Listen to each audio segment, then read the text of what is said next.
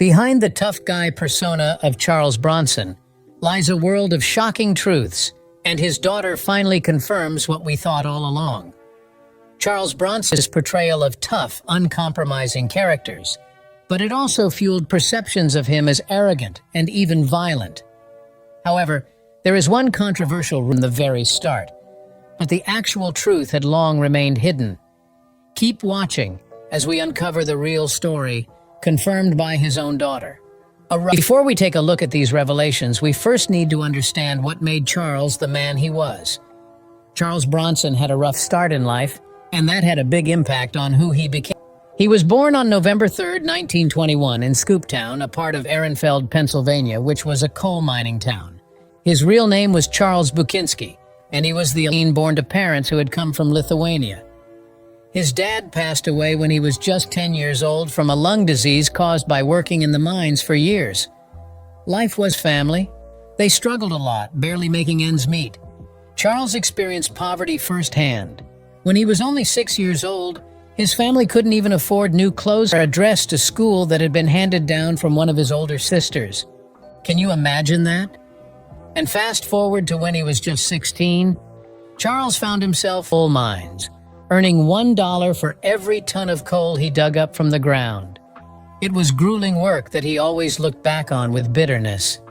Those 6 years of hard labor and scars on his legs and torso that never faded. Spending countless hours in the dark, cramped tunnels took its toll on him, leading to frequent headaches and a fear of, "I can still smell the coal in my nose," he would often say, reflecting on those challenging times. Then in 1943, he got called up to serve in the army. Didn't get twisted over time. Well, later on when he became an actor, people would say he was a tail gunner in World War II.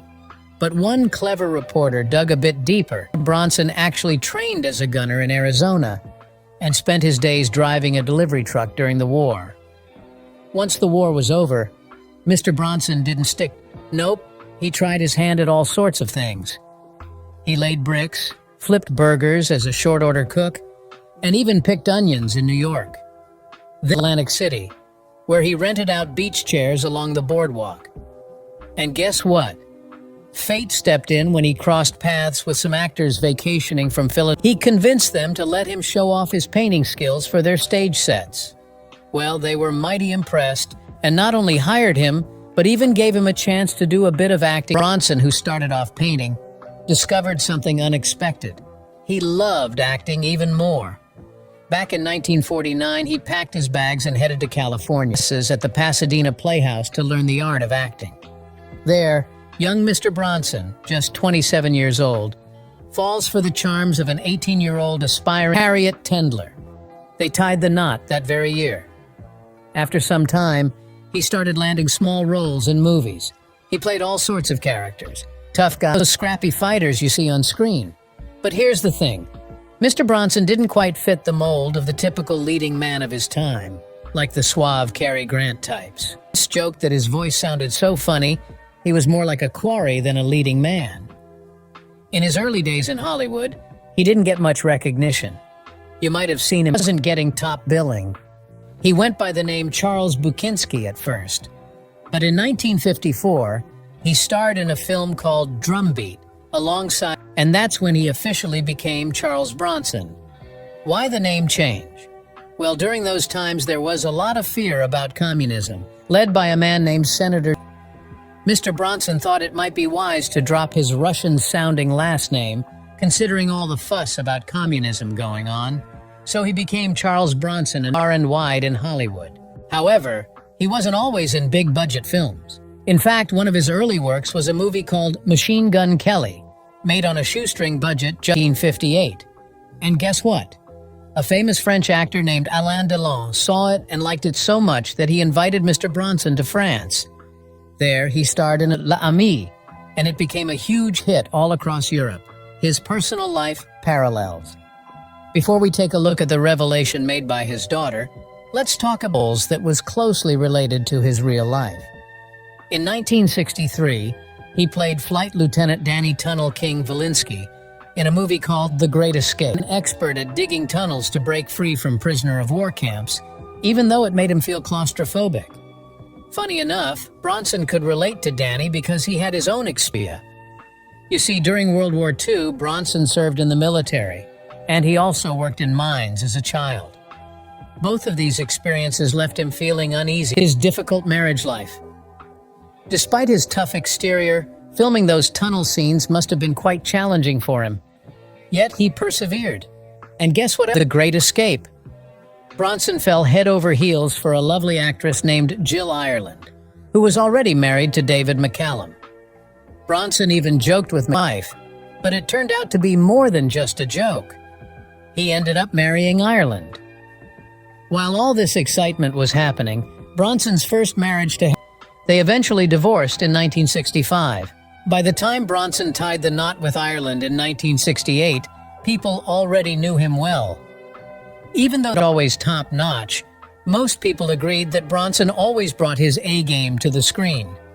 Fans across the globe were crazy about Bronson, especially in Japan, France. They even had a nickname for him in Italy, Il Brutto, which means the ugly one. Ireland didn't mind it one bit.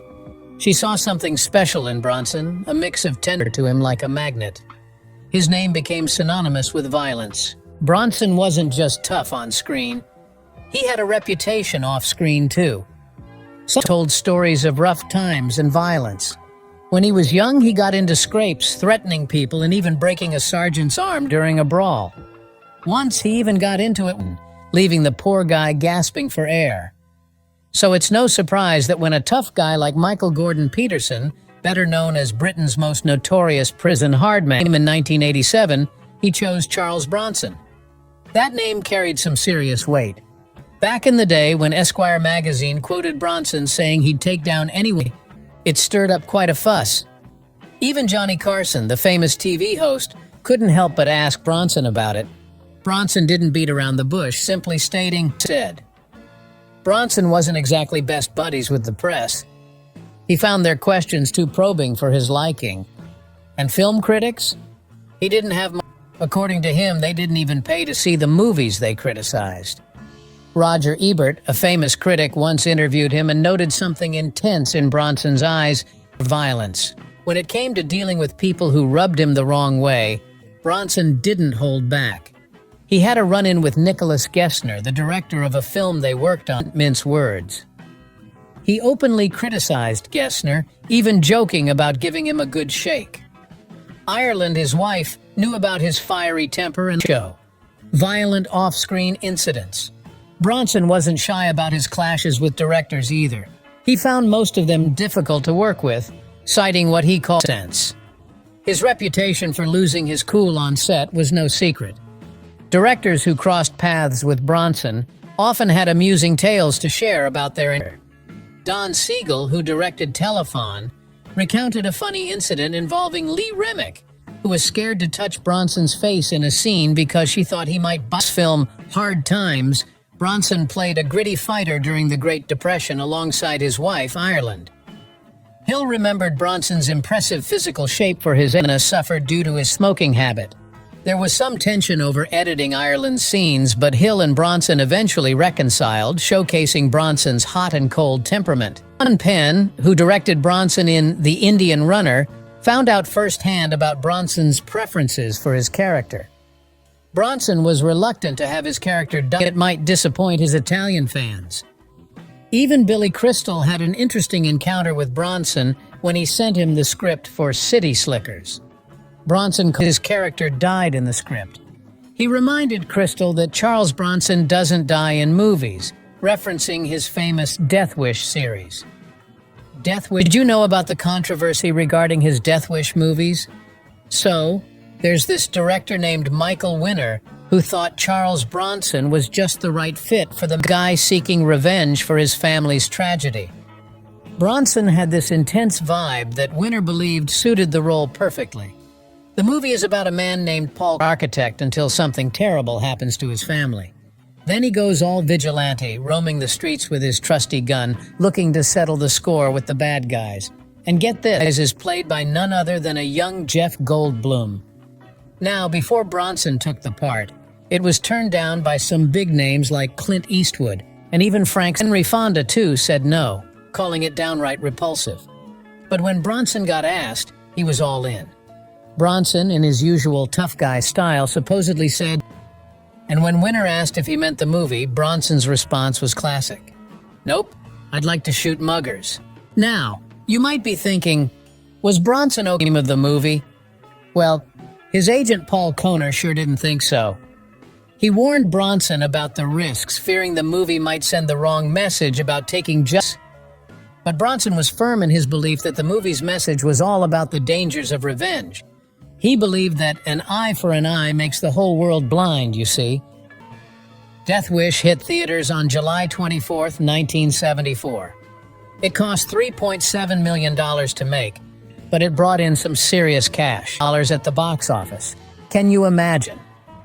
Now, Death Wish was based on a book from 1972 by a guy named Brian Garfield. He wasn't Charles Bronson as the main guy, Kersey. Garfield thought, oh, once you see Bronson, you just know he's going to start shooting up the place. But get this, wanted the movie to be directed by Sidney Lumet, with Jack Lemmon in the lead role. Can you picture Jack Lemmon as a vigilante? Well, the director, Michael Winner, wasn't too... He said it only sold 3 copies, and those were probably bought by Garfield's mom. Winner was pretty blunt, saying, "Come on, Garfield, did you think you were... This is a story about a guy going around killing people. That's a bit harsh." You know, after the first Death Wish movie hit it big, they just couldn't resist making more. Not once, not twice, but 5 times. They kept making sequels in 1974, 1982, 1985, 1987, and finally in... But the author of the original book, Brian Garfield, wasn't too happy about it. He thought they were just showing off Bronson's acting skills, which he didn't. He even said the sequels were just vanity showcases for Bronson. Now, these movies didn't just fade into the background. They kept stirring up trouble. In 1984, when that guy Bernhard Goetz shot 4 young black men on a New York City train, they called him the subway vigilante. Well, Michael Winner was asked about it. He made a pretty cringe-worthy joke. He said, "I don't approve of what Mr. Goetz did, but hey, if he's got to shoot someone on the subway opening." Not the most sensitive thing to say, right? But wait, it gets even weirder. In 2015, Donald Trump, yes, the former president, started talking about alleys. He was boasting about having a handgun permit and said if anyone attacked him, he'd shoot them. And get this, the crowd started chanting Bronson's name. Trump wished today because it's not politically correct. The movie about his life turned out to be disappointing. After all those Death Wish movies, Bronson finally hung up his vigilante hat. But he didn't retire just yet. He made a bunch of TV movies called A Family of Cops. Now, Bronson's characters were always the strong, silent types, weren't they? Let their actions do the talking. And that wasn't just a coincidence. Bronson himself preferred to let his deeds speak louder than his words, especially as he gained more. He wasn't one to chat much, and believe it or not, he couldn't even bear to watch his own films. But here's a twist. Imagine being so famous that in 1990, when his dear wife Jill Ireland passed away after battling cancer, her memoirs were turned into a film. Jill Clayburgh portrayed Henriksen took on the role of Bronson. Now, you'd think most people would be touched by such a tribute, right? Well, not Bronson. He was downright upset about it, taking those filmmakers to court. Here, Charles Bronson's on-screen toughness seemed to spill into his real life, too. The truth behind his wild stories about his past, making it sound like he was even violent off-screen. He'd talk about fights and how good he was at throwing knives, but as it turns out, those stories seems like he was just trying to make himself sound more interesting. He never actually ended up behind bars, and people who knew him off-screen said he was nothing like the violent character. He was just adding a bit of spice to his own legend. Now, people still call him arrogant because of his habits, but there's an even more interesting story behind it. In his life's habit, he didn't shake hands with people. Some thought he was just too proud, but the real story is quite different. Bronson was actually scared of getting sick, steer clear of germs. Some people even think he might have had a bit of OCD, but that's just another assumption. Bronson had another fear that stayed with him all his days. Big deal for him. It influenced how he lived, like when he was shooting Death Wish back in '74. Bronson made sure they stayed in hotels with rooms no higher than the second. Why? Well, he was dead set on making sure if there was a fire, they could all get out safe and sound. Isn't it funny? Bronson might have played the tough guy in movies, but he's just like anyone else. In fact, he was more sensitive than many could realize. He loved to paint and sculpt in his spare time. You might not expect it, but he did his paintings over his acting in interviews. And get this, he didn't want people buying his art just because he was famous. So he painted under his real name, his identity a secret. And guess what? His paintings sold well on their own merit. Now let us tell you a heartwarming story about Bronson and a young Kurt Russell, 12, when he acted alongside Bronson in a movie. When he found out it was Bronson's birthday, he decided to surprise him with a remote-controlled airplane. But Bronson expected. He seemed a bit distant at first, but then something wonderful happened. A few months later, on Russell's own birthday, Bronson gave him a top-of-the-line. When a security guard tried to stop Russell from using it on the studio lot, Bronson wasn't having it. He marched right up to the studio boss with Russell by his side, declaring, "We're around the lot." Now, isn't that a touching example of kindness and friendship? Tragic loss and his resilience. Indeed, he was a man who had his fair share of hardships, including the tragic loss of his beloved second wife. 8 years after losing her, he found love again with Kim Michelle Weeks, a younger actor, there for him until the very end. Bronson had some health troubles, like needing a new hip at one point. Eventually, he decided to retire from acting because of his health. He passed at 81 years old due to problems with his breathing and lung cancer. Charles Bronson actually had multiple children: Zuleika Bronson, Tony Bronson, Suzanne Bronson, and... However, now Katrina has confirmed that she was actually adopted and not a biological daughter. Despite this, she has been successful as a film director. More interesting is how much money he had. Bronson was smart with his contracts, so he ended up being worth a lot. Around $75 million in today's money. All sorts of properties, from mansions to farms. And you know what's touching? Among all that wealth, the most precious thing he left behind was a painting called Scoop Town, a memory of his past that he held dear. The story of Charles Bronson is a reminder that no matter how tough a person may have appeared, there's always room for love. And what legacy do you hope to leave behind? And what treasures will define your journey? Share your thoughts in the comments and don't forget to subscribe for more video updates. Until next